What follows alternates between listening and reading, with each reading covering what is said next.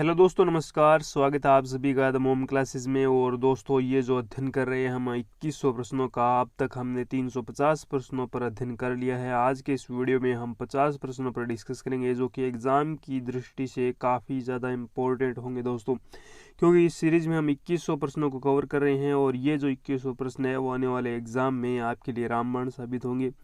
पहला क्वेश्चन रखा गया है कि राज्य में सबसे कम जनसंख्या घनत्व वाला जिला है। तो सबसे कम घनत्व वाला जिला है वो है डूंगरपुर, जैसलमेर, राजसमंद या फिर बाड़मेर। दोस्तों, इस क्वेश्चन का राइट आंसर होगा जैसलमेर। जैसलमेर का जो जन घनत्व है वो सबसे कम है, और सर्वाधिक जन घनत्व पूछा जाए तो वो रहेगा जयपुर का, क्योंकि ये जो जन घनत्व है ये क्षेत्रफल में रहने वाले प्रति 1000 व्यक्तियों की दृष्टि से निकाला जाता है। और यहाँ पर दोस्तों बात करिए तो जैसलमेर का जो जन घनत्व है वो 17 व्यक्ति प्रति वर्ग मीटर है, प्रति वर्ग किलोमीटर है। और यहाँ पर नेक्स्ट बात करते हैं अगले क्वेश्चन पर। राजस्थान निर्माण के प्रथम चरण में मत्स्य संघ का नाम रखने का सुझाव किसने दिया? तो पहला जो चरण था, जो कि राजस्थान का ये जो पूर्णतः राजस्थान का निर्माण 7 चरणों में संपन्न हुआ। पहला जो चरण था उसका नाम रखा गया मत्स्य संघ, जिसमें 4 रियासतें शामिल थी। अलवर, भरतपुर, करौली एवं धौलपुर। तो इन 4 रियासतों से मिलकर बना था मत्स्य संघ, और इसका नाम मत्स्य संघ रखने का सुझाव किसने दिया था, ये हमारा क्वेश्चन रहेगा। पहला ऑप्शन है कि सत्यनारायण राव और के.एम. मुंशी, एन.वी. गॉडगिल, इनमें से कोई नहीं। तो एन.वी. गॉडगिल ने इस संघ का किया था उद्घाटन किया था। और एन.वी. गॉडगिल, जिनका पूरा नाम नरहरि विष्णु गॉडगिल था, के.एम. मुंशी के द्वारा पहले चरण को क्या नाम दिया गया था? इनका सुझाव था कि इसे मत्स्य संघ नाम दिया जाए। और यहाँ का जो क्षेत्र है ये जो महाजनपद काल में मत्स्य क्षेत्र के नाम से जाने जाते थे। राजस्थान एकीकरण से पूर्व गंगानगर किस रियासत का भाग था? तो राजस्थान का एकीकरण होने से पूर्व ये जो गंगानगर है ये किस रियासत या फिर किस राज्य का भाग था? तो ये था अलवर, जैसलमेर, झुंझुनू या फिर सीकर। दोस्तों, इस क्वेश्चन का राइट आंसर रहेगा Sikar. Option number D correct रहेगा। ये सीकर का भाग था। सीकर राज्य के अंतर्गत आता था श्री गंगानगर। और उसके बाद पहले पूछा जाए तो ये बीकानेर क्षेत्र में सम्मिलित था। बीकानेर, ऑप्शन नंबर यहाँ पर डी रहेगा करेक्ट। राजस्थान एकीकरण का श्रेय किसे जाता है? हीरालाल शास्त्री को, सरदार पटेल को? तो राजस्थान नहीं अपितु पूरे भारत का एकीकरण का श्रेय पूछा जाए तो वो सरदार पटेल को जाता है, यानी सरदार वल्लभ भाई पटेल, जिन्हें हम लौह पुरुष के नाम से जानते हैं। अगला क्वेश्चन है कि कितनी देशी रियासतों के एकीकरण से राजस्थान का निर्माण हुआ? दोस्तों, राजस्थान का निर्माण पूछा जाए तो वो 7 चरणों में हुआ। और रियासतें पूछी जाए तो वो कितनी रियासतें थी? यहाँ पर टोटल रियासतें थी वो थी 19 रियासतें। 19 रियासतें एवं 3 ठिकाने थे। इसमें लावा था, नीमराना था और इसी के साथ अजमेर मेरवाड़ा प्रदेश था। अगला क्वेश्चन है कि राजस्थान के एकीकरण के दौर में सिरोही को राज्य में कब शामिल किया गया? तो सिरोही को शामिल करने का बात किया गया है चतुर्थ चरण, षष्ठम चरण, पंचम चरण या फिर ऑप्शन नंबर डी रहेगा, वो रहेगा सप्तम चरण। तो एकीकरण का जो छठा चरण है दोस्तों, उसमें सिरोही को शामिल किया गया। ऑप्शन नंबर यहाँ पर बी करेक्ट रहेगा। अगला क्वेश्चन के भी काफ़ी इंपॉर्टेंट कि निम्न में से मत्स्य संघ की राजधानी कहाँ थी? Karauli, Jaipur, Bharatpur, Alwar? Option number D Alwar को रखा गया था मत्स्य संघ की राजधानी। अगला क्वेश्चन है कि एकीकरण के कितने चरणों में संपन्न हुआ? तो एकीकरण 7 चरणों में संपन्न हुआ। ऑप्शन नंबर बी करेक्ट रहेगा। अगला क्वेश्चन है कि राजस्थान का एकीकरण कब संपन्न हुआ? तो एकीकरण जब संपन्न हुआ तो उस समय राजस्थान का हुआ था स्थापना पूछी जाए राजस्थान की तो ये एकीकरण संपन्न हो गया। ये हुआ था 1 नवंबर 1956 को। और ऑप्शन नंबर यहाँ पर बी करेक्ट रहेगा।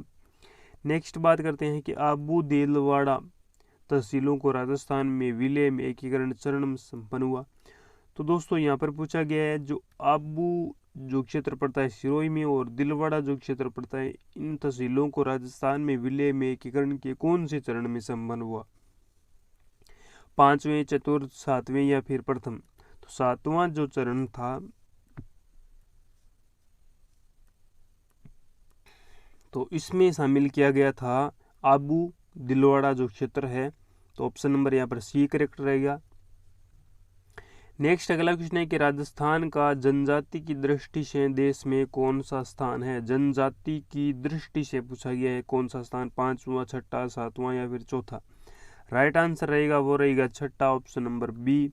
जनजाति की दृष्टि से राजस्थान का देश में छठा स्थान है, ऑप्शन नंबर बी करेक्ट रहेगा। राजस्थान के किस जिले में अनुसूचित जाति की जनसंख्या का अनुपात सर्वाधिक है? जोधपुर, श्रीगंगानगर, झालावाड़ या फिर अलवर?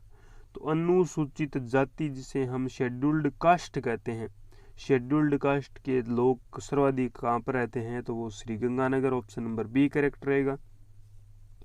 जनसंख्या अनुपात में पूछा गया है तो जनसंख्या अनुपात में अगर मान लीजिए कि 100 में से अगर 70 अदर कास्ट से हैं और 30 अदर कास्ट से हैं, जैसे एससी से हैं तो ये अनुपात होता है ऐसे। सर्वाधिक अनुपात में पूछा जाए तो वो Sriganganagar, option number B correct रहेगा। अगला क्वेश्चन है कि सर्वाधिक जनसंख्या वाला जिला है। सर्वाधिक जनसंख्या हम सब जानते हैं कि वो जयपुर में है। सबसे कम पूछा जाए तो वो जैसलमेर में है। जहाँ पर सर्वाधिक जनसंख्या होती है वहाँ का जन घनत्व भी सर्वाधिक होता है और जहाँ पर जनसंख्या कम होती है वहाँ का जन घनत्व सबसे कम होता है। ऐसा क्षेत्रफल के आधार पर होता है। राजस्थान के किस जिले में सबसे कम जनसंख्या निवास करती है? तो ऑप्शन नंबर बी करेक्ट रहेगा, जैसलमेर। 2011 की जनगणना के अनुसार राजस्थान के किस जिले में सर्वाधिक दशकीय वृद्धि रही? तो सर्वाधिक दशकीय वृद्धि मतलब एक दशक जो होता है 10 सालों में सर्वाधिक वृद्धि दर किस जिले में रही? तो डूंगरपुर, अलवर, बाड़मेर या फिर झालावाड़? राइट आंसर रहेगा बाड़मेर इस क्वेश्चन का राइट आंसर रहेगा।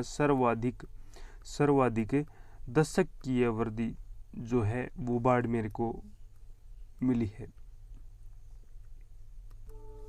2011 की जनगणना के अनुसार राजस्थान के किस जिले में सबसे कम जनसंख्या वृद्धि दर रही? सर्वाधिक वृद्धि दर पूछा जाए 2011 की जनगणना के अनुसार तो वो रहेगी बाड़मेर के अंदर, और सबसे कम पूछा जाए तो ऑप्शन नंबर बी करेक्ट रहेगा, गंगानगर। राजस्थान के किस जिले में सर्वाधिक लिंगानुपात है? यानी प्रति हजार व्यक्तियों की तुलना में प्रति हजार पुरुषों की तुलना में महिलाओं की संख्या पूछा गया। प्रति हजार पुरुषों की तुलना में महिलाओं की संख्या सर्वाधिक है, वो है डूंगरपुर में, ऑप्शन नंबर यहाँ पर बी करेक्ट रहेगा। 2011 की जनगणना के अनुसार राजस्थान की सबसे कम लिंगानुपात वाला जिला है। पहला ऑप्शन है Sikar, Ajmer, Nagaur, Dholpur, option number D correct रहेगा। धौलपुर का जो लिंगानुपात है वो सबसे कम है 2011 की जनगणना के अनुसार। राज्य में सर्वाधिक जन घनत्व वाला जिला कौन सा है? तो जन घनत्व जहाँ पर जनसंख्या सर्वाधिक होगी तो वहाँ का जन घनत्व भी सर्वाधिक होगा, ऑप्शन नंबर बी करेक्ट रहेगा। अगला क्वेश्चन है कि 2011 की जनगणना में किस जिले में लिंगानुपात सबसे कम है?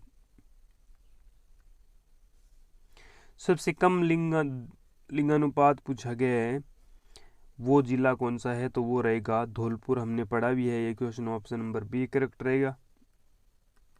अगला क्वेश्चन है और ये भी काफ़ी इंपॉर्टेंट, राजस्थान में अमृता देवी कृष्ण मृग पार्क स्थित है। तो अमृता देवी बिश्नोई को भली भांति हम जानते हैं और ये जो कृष्ण मृग पार्क बनाया गया है ये जोधपुर में है, ऑप्शन नंबर सी करेक्ट रहेगा। निम्न में से कौन सा अभ्यारण्य अजगरों के लिए प्रसिद्ध है? तो दोस्तों हम जानते हैं कि उड़न गिलहरी के लिए सीता माता है, तो अजगरों के लिए सज्जनगढ़ अभ्यारण्य, वन विहार, रामगढ़ अभ्यारण्य, ताल छापर अभ्यारण्य। तो यहाँ पर दोस्तों रामगढ़ अभ्यारण्य जो है ये पड़ता है जयपुर में और ये जो अभ्यारण्य है ये अजगरों के लिए प्रसिद्ध है। नेक्स्ट बात करते हैं किस जिले में वन विहार अभ्यारण्य स्थित है? सवाई माधोपुर, करौली, धौलपुर या फिर अलवर। राइट आंसर रहेगा वो रहेगा धौलपुर। धौलपुर में है वन विहार। वन विहार जो अभ्यारण्य है वो है धौलपुर में। ऑप्शन नंबर सी करेक्ट रहेगा। नेक्स्ट बात करते हैं अगले क्वेश्चन पर, और अगला क्वेश्चन है वो रहेगा राजस्थान में फुलवारी की नाल अभ्यारण्य किस जिले में स्थित है? Rajsamand, Sirohi, Dungarpur, Udaipur. Option number D correct रहेगा। उदयपुर में फुलवारी की नाल अभ्यारण्य स्थित है। नेक्स्ट बात करते हैं कि राजा उदयभान ने कौन सा उद्यान बनाया था? शेरगढ़ उद्यान, वन विहार उद्यान, फुलवारी उद्यान। तो राजा उदयभान जो है इनके द्वारा बनाया गया अभ्यारण्य है ताल छापर। तो इस क्वेश्चन का राइट आंसर रहेगा उदयभान सिंह जो थे, उदयभान सिंह ये धौलपुर के शासक थे। धौलपुर उदयभान सिंह नहीं है, यहाँ पर राजा उदयभान पूछा गया है। और धौलपुर और भरतपुर हम जानते हैं कि जाट शासकों ने यहाँ पर शासन किया था। और वन विहार जो अभ्यारण्य है वो इनके द्वारा बनाया गया। ऑप्शन नंबर बी करेक्ट रहेगा, जो कि धौलपुर में स्थित है।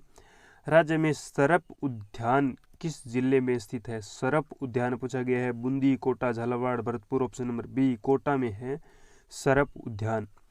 वर्ष 2011 की जनगणना के अनुसार राजस्थान की जनसंख्या है 7.56 करोड़, 6.50 करोड़, 6.86 करोड़ या फिर 5.78 करोड़। तो 6 करोड़ 86 लाख जनसंख्या है राजस्थान की। ऑप्शन नंबर सी करेक्ट रहेगा।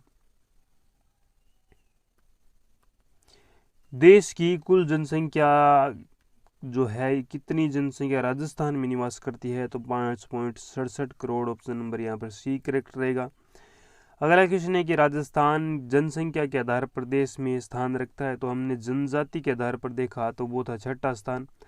यहाँ पर पूछा गया है कि जनसंख्या के आधार पर, तो वो रहेगा 8वां स्थान। ऑप्शन नंबर सी करेक्ट रहेगा।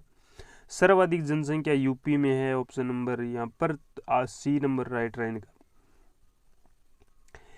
राजस्थान के किस जिले में अनुसूचित जनजाति जनसंख्या न्यूनतम अनुपात में है? तो सर्वाधिक अनुपात में हमने श्रीगंगानगर में देखा, और यहाँ पर न्यूनतम अनुपात में पूछा गया है पाली, डूंगरपुर, सिरोही या फिर सीकर। ऑप्शन नंबर यहाँ पर करेक्ट रहेगा, वो रहेगा डूंगरपुर। अनुपात में सर्वाधिक, सबसे कम, न्यूनतम। एससी का पूछा गया ना कि एसटी शेड्यूल्ड ट्राइब होता है, एक शेड्यूल्ड कास्ट होता है। तो शेड्यूल्ड ट्राइब में जो जनसंख्या आती है वो ग्रासिया, सहरिया, ये भील, मीणा जनजाति आती है। और यहाँ पर हमें पूछा गया है एससी के बारे में, वो सबसे कम अनुपात में पूछा गया है। अनुपात में सबसे कम Dungarpur. Option number B correct रहेगा। अगला क्वेश्चन, और ये भी काफ़ी इंपॉर्टेंट दोस्तों एग्जाम की दृष्टि से, विश्व का एकमात्र पादप डिक्लिप्टेरा आबूएसिस राजस्थान के किस अभ्यारण्य में पाया जाता है? तो सीता माता अभ्यारण्य यहाँ पर उड़न गिलहरी सर्वाधिक पाई जाती है। केवलादेव अभ्यारण्य यहाँ पर सार्स जो जिन्हें हम कहते हैं, जो कि साइबेरियन क्रेन के नाम से जाने जाते हैं, उनकी शरण स्थल कहलाती है। माउंट आबू अभ्यारण्य ऑप्शन नंबर सी करेक्ट रहेगा। और दर्रा अभ्यारण्य भी ऑप्शन नंबर, यहाँ पर हमें बात करें कि डिक्लिप्टेरा आबूएसिस जो है ये माउंट आबू अभ्यारण्य में पाया जाता है, जो कि सिरोही में स्थित है। यहाँ पर ऑप्शन नंबर सी करेक्ट रहेगा। नेक्स्ट बात करते हैं अगले क्वेश्चन पर, राजस्थान के किस जिले में अभ्यारण्य में उड़ने वाली गिलहरियां पाई जाती है? तो हमने अभी बात की, वो सीता माता अभ्यारण्य है। ऑप्शन नंबर सी करेक्ट रहेगा। ताल छापर यहाँ पर सर्वाधिक कृष्ण मृग पाए जाते हैं, यानी जिन्हें हम काले हिरण कहते हैं, वो पाए जाते हैं यहाँ पर। राजस्थान में केवलादेव घना पक्षी उद्यान किस जिले में स्थित है? तो केवलादेव घना पक्षी उद्यान प्रतापगढ़, अलवर, भरतपुर या फिर धौलपुर। ऑप्शन नंबर यहाँ पर रहेगा सी करेक्ट, भरतपुर में स्थित है। सरिस्का अलवर में है, तो ये भरतपुर में है। Mukundra hills national park Rajasthan के किस जिले में स्थित है? भीलवाड़ा, कोटा, अजमेर, सवाई माधोपुर। दोस्तों मुकुंदरा हिल्स जो है नेशनल पार्क पूछा गया है, तो ये कोटा में स्थित है। ऑप्शन नंबर बी करेक्ट रहेगा। और मुकुंदरा हिल्स की जो पहाड़ियां हैं ये 3 जिलों में विस्तृत हैं। अगला क्वेश्चन है कि राजस्थान के किस अभ्यारण्य में साइबेरियन सार्स आते हैं? तो अभी हमने बात की कि साइबेरियन सार्स जो है ये केवलादेव घना पक्षी उद्यान भरतपुर में आते हैं और भरतपुर जो है ये इन अभयारण्य में ये सार्स जो है इनकी शरण स्थली के नाम से जाना जाता है। महाराजा सवाई तेज सिंह ने फॉरेस्ट सेटलमेंट किताब का क्या नाम था? तो फॉरेस्ट सेटलमेंट किताब जिसमें वनों के सेटलमेंट को लेकर बात की गई है। पीली किताब वन रक्षक, लाल किताब वन सुरक्षा। तो वो जो किताब थी वो पीली किताब थी। ऑप्शन नंबर ए करेक्ट रहेगा। राजस्थान में राज्य पक्षी गोडाउन को राज्य पक्षी घोषित किया गया 1983, 1985, 1981 या फिर 1984। राइट आंसर की बात करें तो 1981 में गोडाउन को राज्य पक्षी घोषित किया गया। बास्केटबॉल को 1946 में राज्य खेल के रूप में घोषित किया गया। इसी के साथ बात करें तो खेजड़ी जो है प्रोपिसिनेरिया, इसे 1983 में राज्य वृक्ष के रूप में घोषित किया गया। अगला क्वेश्चन और ये भी काफी इंपॉर्टेंट, राजस्थान का कौन सा अभयारण्य कुरजा पक्षी व क्रॉमन के आश्रय के लिए प्रसिद्ध है? तो कुरजा पक्षी के आश्रय के लिए सीता माता और गिलहरी के लिए प्रसिद्ध सरिस्का जो कि 1978 में राज्य का दूसरा बाघ संरक्षण परियोजना में शामिल हुआ। और ताल छापर अभयारण्य रामगढ़ अभयारण्य, ऑप्शन नंबर सी करेक्ट रहेगा। ताल छापर अभयारण्य जो कि चूरू में स्थित है, ये जो अभयारण्य है ये कुरजा पक्षी एवं क्रॉमन जो है इनके आश्रय के लिए प्रसिद्ध है। नेक्स्ट बात करते हैं कि राजस्थान के किस अभयारण्य में जंगली मुर्गे पाए जाते हैं? सीता माता अभयारण्य, माउंट आबू अभयारण्य, वन विहार अभयारण्य, शेरगढ़ अभयारण्य, ऑप्शन नंबर बी करेक्ट रहेगा। माउंट आबू अभयारण्य जो है यहाँ पर जंगली मुर्गे पाए जाते हैं और सिरोही का जिला शुभंकर भी जंगली मुर्गा है। राजस्थान में कहाँ पर जैविक अभयारण्य स्थित है? उदयपुर, जयपुर, कोटा या फिर सिरोही। राइट आंसर रहेगा वो रहेगा जयपुर। जयपुर जो है यहाँ पर जैविक अभयारण्य भी स्थित है। नेक्स्ट बात करते हैं अगले क्वेश्चन पर, राजस्थान में मथेरना कला का प्रधान केंद्र है? तो मथेरना कला Banswara, Bikaner, Jaisalmer, Sawai Madhopur, option number B correct रहेगा। बीकानेर की प्रसिद्ध है मथेरण किला। नेक्स्ट बात करते हैं अगले क्वेश्चन पर, और नलियासर में जो आहत मुद्राएं प्राप्त हुई है ये इंडो ग्रीक सिक्के एवं गुप्तकालीन चांदी के सिक्के के साथ साथ 105 तांबे की मुद्राएं भी मिली है। ये कहाँ स्थित है? तो हमें सीधा सा ये क्वेश्चन पूछा गया है कि नलियासर जो है ये कहाँ पर है?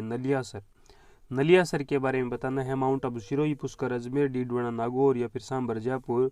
राइट आंसर रहेगा वो रहेगा सांबर, जयपुर में स्थित है नलियासर, जहाँ से गुप्तकालीन चांदी के सिक्कों के साथ साथ 105 तांबे की मुद्राएं प्राप्त हुई है। और ये जो चांदी की एवं गुप्तकालीन जो सिक्के हैं ये इंडो ग्रीक सिक्के हैं। नेक्स्ट बात करते हैं अगले क्वेश्चन पर, किस जिले में स्कूल ऑफ डेजर्ट साइंस स्थापित किया गया है? स्कूल ऑफ डेजर्ट साइंस पूछा गया है हमसे, और वो कहाँ पर स्थापित किया गया है? ऑप्शन नंबर पहला बाड़मेर, झालावाड़, उदयपुर या फिर जोधपुर। राइट आंसर की बात करें तो वो बाड़मेर में स्थित किया गया है। School of desert science, school of desert science कहाँ पर स्थापित किया गया है? तो वो किया गया है दोस्तों बाड़मेर में। ये क्वेश्चन काफ़ी ज़्यादा इम्पोर्टेंट हो सकता है एग्जाम की दृष्टि से। अगला क्वेश्चन है कि किस अभयारण्य में टाइगर डेन पर्यटक बंगला स्थित है? रणथंभौर, सीता माता, सरिस्का या फिर दर्रा। तो दोस्तों टाइगर डेन पर्यटक बंगला जो है ये सरिस्का में स्थित है। और सरिस्का जो है ये यहाँ पर बाघ परियोजना जो है 1978 में स्टार्ट की गई। ये सेकंड नंबर पर की गई। सर्वप्रथम सवाई माधोपुर में की गई और सवाई माधोपुर का जो क्षेत्र है वहाँ पर बाघ परियोजना स्थापित की गई, रणथंभौर सवाई माधोपुर में।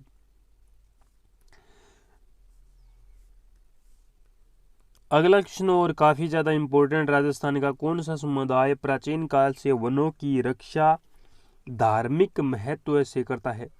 तो धार्मिक महत्व से वनों की रक्षा करने वाला समुदाय है सहरिया, बिश्नोई, मीणा या फिर भील। बिश्नोई समुदाय जो है ये धार्मिक महत्व से किसकी रक्षा करते हैं? ये रक्षा करते हैं वनों की, और खेजड़ी को अपना पवित्र वृक्ष मानते हैं। अगला क्वेश्चन है कि प्राचीन काल में वन्य जीवों के शरण स्थली को कहा जाता था जोहड़बीड़, ओरड़, घुटान या फिर घना। तो प्राचीन काल में जो वन्य जीव होते थे उनकी शरण स्थली को क्या कहा जाता था? राइट आंसर की बात करें तो यहाँ पर ओरड़ कहा जाता था। ऑप्शन नंबर बी करेक्ट रहेगा, जोहड़बीड़। जोहड़बीड़ जो कि बीकानेर में प्रसिद्ध है। राजस्थान का कौन सा उद्यान पानी के पक्षियों के लिए प्रसिद्ध है? तो सरिस्का अभ्यारण्य, केवलादेव अभ्यारण्य, सीता माता अभ्यारण्य, दर्रा अभ्यारण्य। तो पानी के पक्षियों के लिए प्रसिद्ध जो अभ्यारण्य है वो केवलादेव अभ्यारण्य है। ऑप्शन नंबर बी करेक्ट रहेगा। केवलादेव अभ्यारण्य जो है ये पक्षियों के लिए प्रसिद्ध अभ्यारण्य है दोस्तों। केवलादेव अभ्यारण्य पक्षियों के लिए प्रसिद्ध है। राजस्थान का कौन सा अभ्यारण्य क्षेत्रफल की दृष्टि से सबसे बड़ा है? तो राजस्थान का वो अभ्यारण्य जो क्षेत्रफल की राष्ट्रीय मरु उद्यान, जैसलमेर, सरिस्का वन्य जीव अभ्यारण्य, सीता माता, ताल छबर। सबसे छोटा पूछा जाए तो वो रहेगा सरिस्का, सबसे छोटा। और सबसे बड़ा पूछा जाए तो वो रहेगा राष्ट्रीय मरु उद्यान जैसलमेर। अभी तो यहाँ पर राष्ट्रीय वर्ड लगाया गया है लेकिन ये वास्तव में एक अभ्यारण्य है। और यहाँ पर बात करें तो ये सबसे बड़ा है। ऑप्शन नंबर ए करेक्ट रहेगा। इसका कुल क्षेत्रफल है वो पूछा जाए दोस्तों तो वो रहेगा, यहाँ का जो क्षेत्रफल है ये लगभग 3200 वर्ग किलोमीटर के आसपास है और सर्वाधिक जैसलमेर में है। 1900 वर्ग किलोमीटर क्षेत्रफल में ये फैला हुआ है। नेक्स्ट अगला क्वेश्चन है कि राजस्थान के किस अभ्यारण्य में काले हिरण मुख्य रूप से पाए जाते हैं? काले हिरण जिन्हें कृष्णमृग कहते हैं और ये चूरू जो जिला है उसका जिला शुभांकर है। ऑप्शन नंबर यहाँ पर डी करेक्ट रहेगा। ताल छापर में काले हिरण पाए जाते हैं। आज का अंतिम सवाल रहेगा वो रहेगा जवार सागर अभ्यारण्य किस जीव संख्या बढ़ाने के विशेष ध्यान दिया जा रहा है? जवार सागर अभ्यारण्य में किस जीव की संख्या बढ़ाने पर मुख्य ध्यान दिया जा रहा है? घड़ियालों की संख्या, गिद्धों की संख्या, काले हिरणों की संख्या, बाघों की संख्या। दोस्तों यहाँ पर राइट आंसर रहेगा वो रहेगा घड़ियाल जो होते हैं ये मगरमच्छ की तरह दिखाई देते हैं और जवार सागर अभ्यारण्य जो है यहाँ पर घड़ियालों की संख्या बढ़ाने पर ध्यान दिया जा रहा है जो कि कहाँ पर है? कोटा में स्थित है। आज हमने 50 क्वेश्चनों को कवर कर लिया गया है। वीडियो कैसा लगा? वीडियो की पीडीएफ प्राप्त करनी है तो वीडियो को डिस्क्रिप्शन में लिंक मिल जाएगा हमारे टेलीग्राम चैनल का, वहीं से आप हमें ज्वाइन कर सकते हैं। वीडियो को लाइक करें, अपने दोस्तों के साथ ज़रूर शेयर करें और किस प्रकार की सीरीज़ लेकर आनी चाहिए वो कमेंट बॉक्स में ज़रूर लिखें। Thank you, have a nice day, wish you all the best, take care.